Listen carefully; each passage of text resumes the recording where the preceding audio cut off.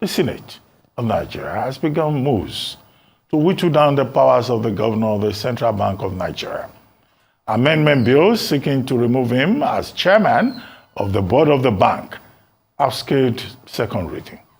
The amendment bills also aim to bar all sitting CBN governors and their deputies from joining politics or contesting for political office.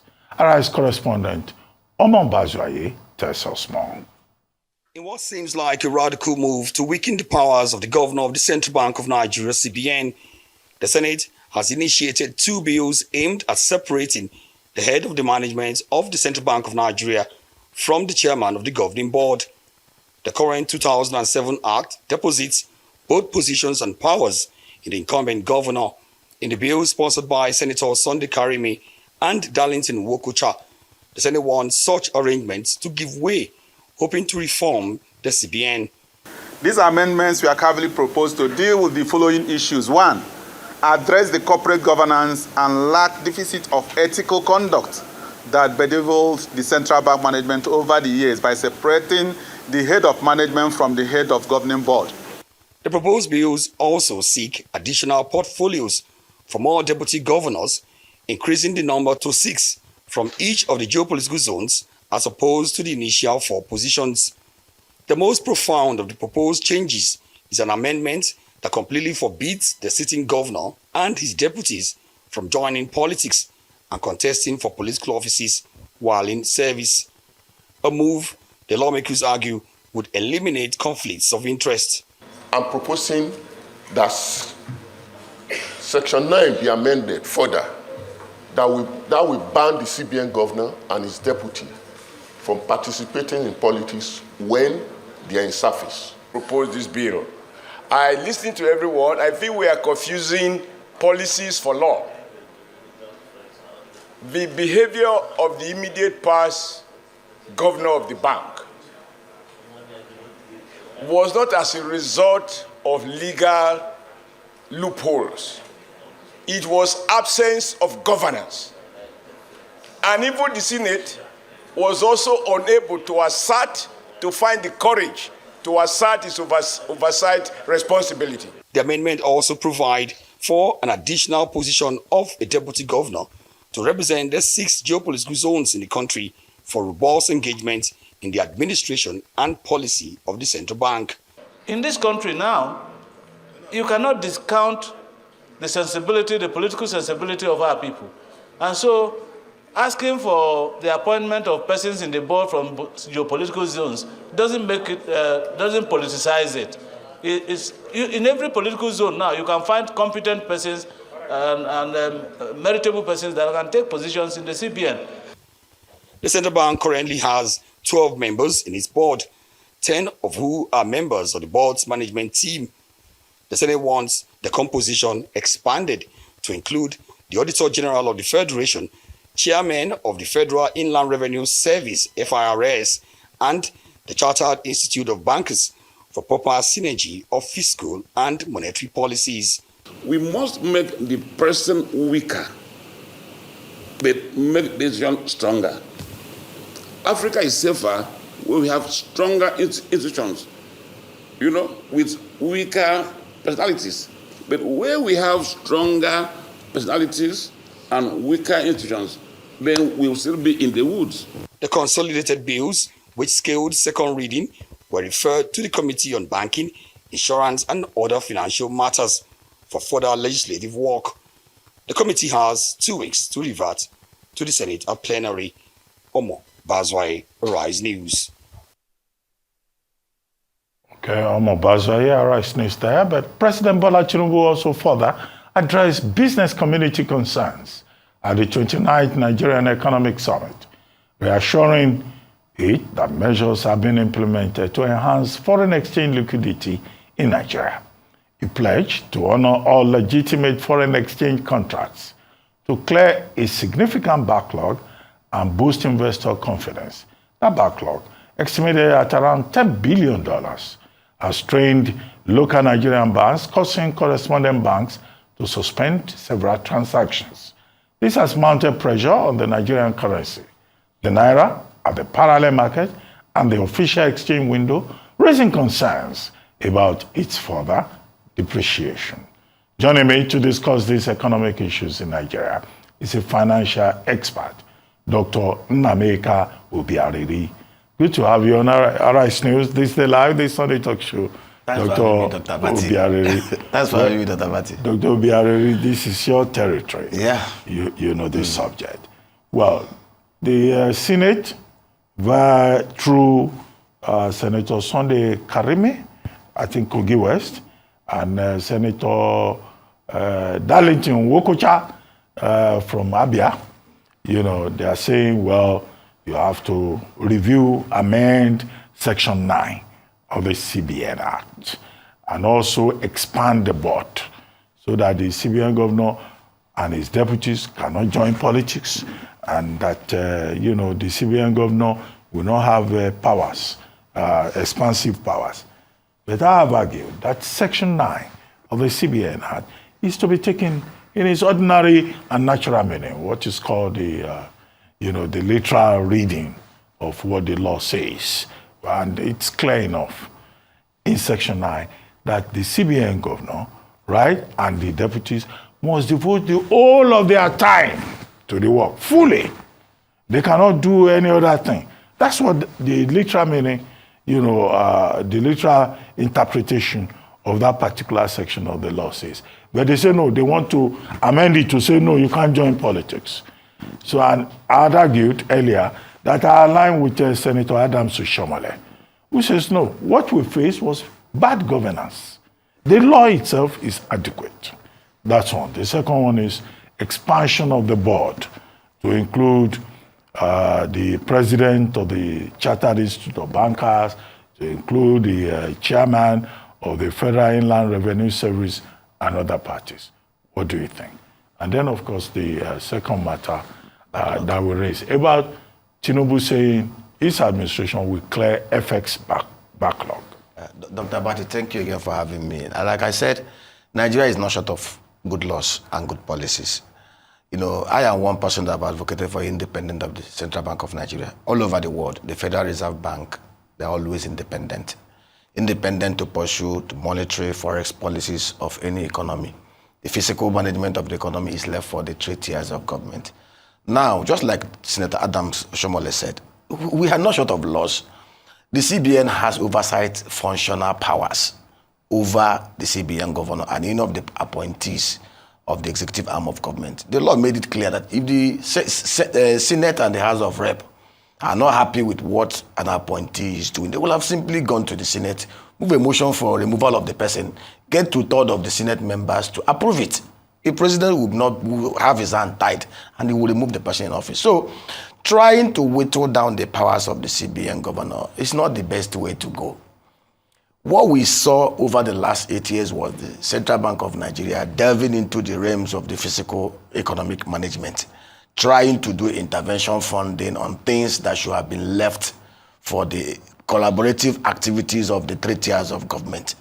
So as much as they want to amend the law, I know you saw the other side, they say they want to create a room to have appointees from each of the 6 geographical zones. Well, Nigeria has human capital. What we need at the Central Bank of Nigeria are people who are competent, who are capable, who can help us to fashion and regulate the industry in a way that it will support economic activities. Remember that the role of the Central Bank of Nigeria is that the government, the bankers to the government and to other banks. And their role there is simply to ensure functional monetary policy and forex policy in the system. So basically, the amendment is to some extent okay, but what we want is an independent Central Bank of Nigeria, shielded from the politics, shielded from the abracadabra of the governments of the day. Having independent Central Bank of Nigeria will help us. Look at what happened when Trump was president. Trump kept on complaining that the Federal Reserve Bank chairman was trying to do policies that were against some of his political. The guy said clearly, my job is to ensure that the American economy works. I am not partisan and I'm not going to, amend the policies to suit any partisan leaning. And that is how it should be. Now to the second issue, which is the most important issue, outside policies of central bank law amendment, the issue of clearing the bad law. Very good step by the federal government of Nigeria. I've always said this. the pressure of the naira, the pressure on the naira are driven by two major factors, among other factors. And what are those three major factors? One, the issue of backlog of LC, of matured LC obligations that the Central Bank of Nigeria could not deliver. It's estimated that about $8.5 billion to $12.5 billion worth of matured obligations to creditors by honest entrepreneurs are sitting there in the deposit money banks. The CBN could not generate enough dollar to pay those creditors. And I want us to understand the implication, Dr. Bati. These are honest manufacturers. These are honest traders. These are honest entrepreneurs who imported raw materials, who imported things that they used to produce things in Nigeria and sold those things 2 or 1 year ago when the naira to dollar exchange was 430. Today, most of them are contending with huge losses attributable to the devaluation of the naira. Most of them have their naira in the deposit money banks, but the CBN could not generate enough dollar to liquidate those obligations. Outside the fact that they've suffered huge losses, there are also interest component of it.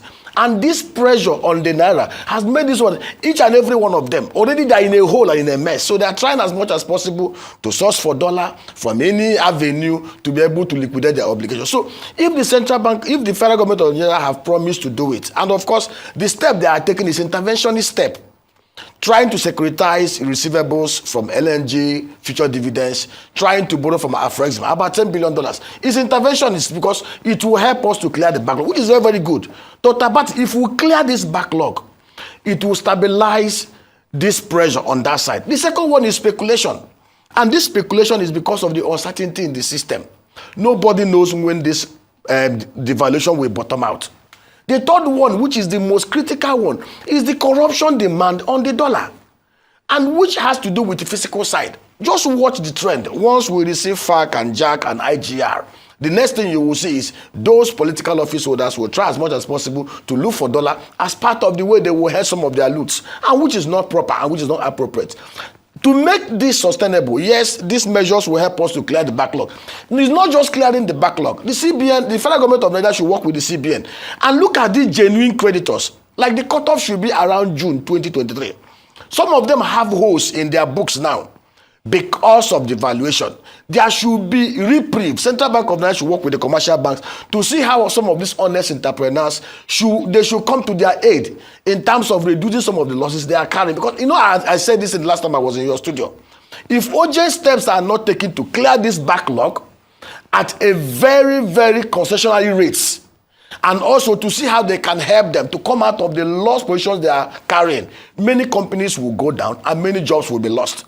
And then on a longer term, we need to create sustainable supply side for the dollar. And I've said this thing, it is not the job of the CBN to drive the supply side. The supply side needs collaboration between the federal government of Nigeria, the states, and local government.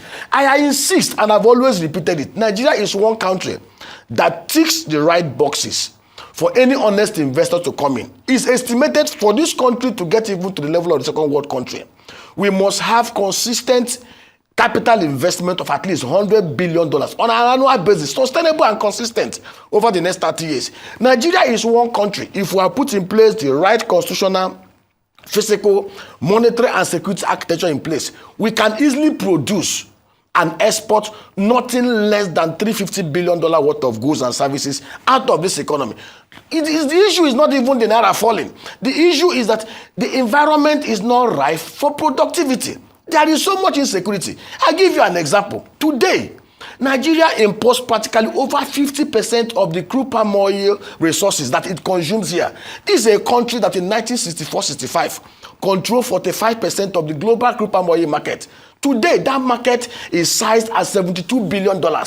Indonesia and Malaysia control 85% of that market. In fact, Indonesia last year made almost $38 billion from the crude palm oil value chain. Remember that 80 years ago, Indonesia and Malaysia came to Nigeria to come and pick the seedlings which they've modified. We can easily in this country over the next 5 years, through honest, sincere, rigorous and diligent collaboration between the federal government, the states and local government, easily cultivate 400,000 new hectares of the Tenera or Super Gene species that can yield about 30 to 70, 60 tons of fresh fruit bunch annually. We can easily set up cottage factories across the whole local government area, even ward level, in the south, southeast, southwest palm oil belt, in a such a sustainable manner. Over the next 7 years, Nigeria can easily produce enough palm oil to cover our supply, local supply demand supply gap, and earn nothing less than $5 billion from exports. I've said it again. Look at the sectors. The problem we have here is that from the physical side, both the federal government, the state government, and local government, we do not have men and women across the three arms and tiers of government in a majority who have that passionate creativity, who has that discipline, men that love this country the way that they can painstakingly say today, across this sector, we want to cover the local. So look at rice. A bag of rice in Nigeria today sells for almost 55,000 naira, 50 kg bag. This is a country that has the right demography, the right arable land mass to ever cover that gap within 1 year. What does it take? We consume about 7.5 million tons of rice annually. We only produce locally about 3.8 million tons. To cover that supply gap, Dr. Bati, scientific collaboration between the federal, state, and local government area, we can cultivate 500,000 hectares of new rice farms, the Geri species from Egypt. It will shock you. Egypt is 95% desert, but Egypt has a rice species that yields between 9 to 10 tons of rice, paddy rice, every 3 months, every 4 months. Nigeria can easily cover that.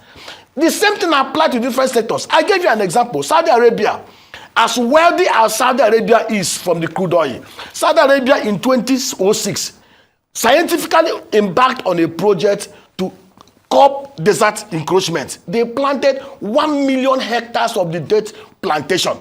Date fruit is Nigeria is the only place in the whole wide world, northern part of Nigeria, where the date plantation grows and proves twice per annum. I was fortunate and privileged to speak to the PDP governors for 2019, and I shared with them this vision that if each of the 19 northern states today decide to dedicate 50,000 hectares of arable land into clusters of 40 hectares per cluster, in the next 7 years, if they had done it at that 2019, by 2027, the North will have at least 1,250 factories processing the dead fruits will come from the plantation, and it will generate annually over $12.8 billion over the next 70 years.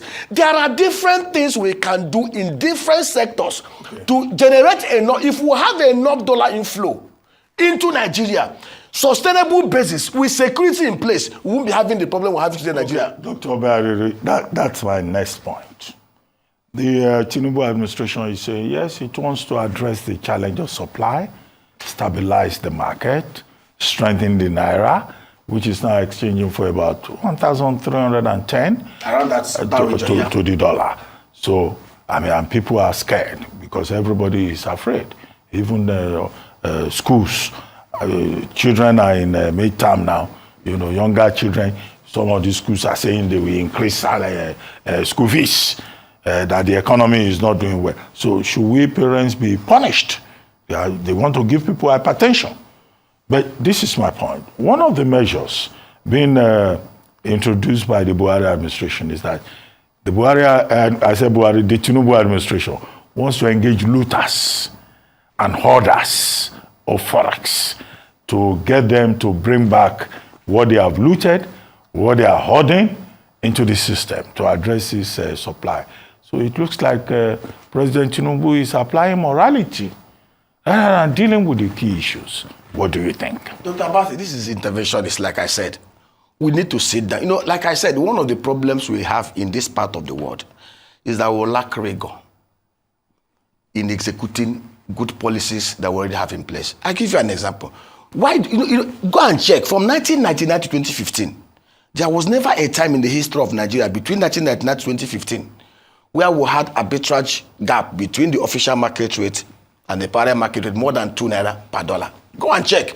In 2007, if I recall right, the Dutch auction system, which is the official market rate, was 124. The parallel market was 126. Under Jonathan, go and check. The official rate was about 195. Parallel market rate was about 197. When official rate moved to 197, parallel market rate moved to 197, 99. So there was no much room for arbitrage games. But this madness of huge arbitrage gaps started under Buhari regime. We had the official rate at 430, parallel market rate at 770. And it created a venue for people to play games. It's estimated over the last 8 years, we lost over $100 billion to round tripping. And that is why we are where we are. 23 trillion naira printed. We don't know what the money was done with. Now, under this regime, Dr. Bati, on the import-export window, the rates officially is about 800 naira to dollar. Parallel market rate is about 1,300. The gap is wide. We must close that gap. There should not be any room for arbitrage opportunities in an efficient market as an FX market. And what do? The Central Bank of Nigeria should allow the banks to go and see. The role of a bank is intermediation. Yes. From surplus economic unit to deficit economic unit. The same way banks go to source for naira from customers, they finance customers who needs the money. In the same way banks should be allowed to go and source for dollar from any source. If any bank has customers that can export things that will bring dollar, finance them. If they are bringing dollar, let there be transparency. Central bank should not sit in Abuja and be telling banks treasurers the rate they should quote for every transaction.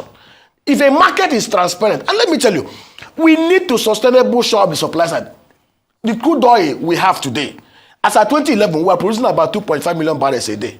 Today, we barely produce 1.2 million barrels. What do we do to open up that market, to be able to ramp up production, even beyond the open quarter, to 2.5 to 3 million barrels? We can do it because we have already done it before. How do we bring transparency in that sector? How do we ramp up and diversify the economy to be able to export and generate dollar from the non-oil sector? And which we can easily, like I said, what we need in this country is rigor, honest governance, support for private sector to play. Look at Nigeria today is like it's a gas-rich country that batty. Okay. But we are importing over $1 billion worth of Dr. LPG. Obiaraeri, I see that the matter is so serious. You are even sweating under our air-conditioned studio.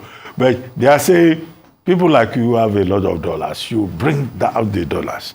Will you be willing to do so? How I wish I have dollars, Dr. Bati. And then, no, you are an entrepreneur. Dr. You are not just an academic. I earn in naira.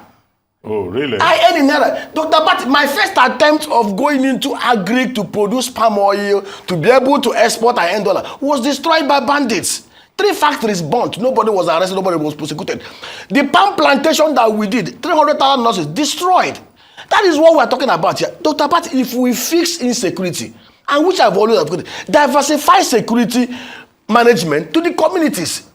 You know, the other day I saw on television 100 criminals on motorbike along Okigwe, Imo State, demonstrating, with RPGs. Dr. Bati, the truth is, if we diversify security to the community, just like what we had in the 1960s, we had strong regional police.